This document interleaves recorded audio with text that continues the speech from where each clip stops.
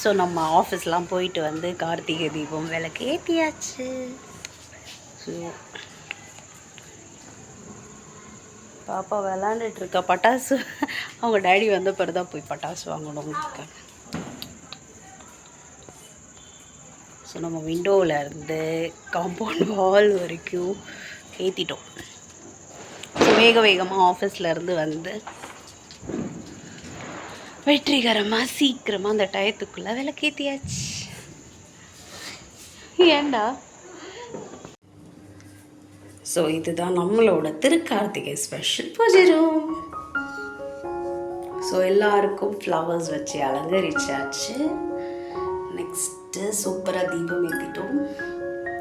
முக்கியமானது பார்த்திங்கன்னா இதுதாங்க, பிடிக்கொல்கட்டை தான் எங்களோட திருக்கார்த்திகை ஸ்பெஷல் ஐட்டமே. ஸோ இவங்க எல்லாருக்கும் நைவேத்தியம் படைச்சாச்சு.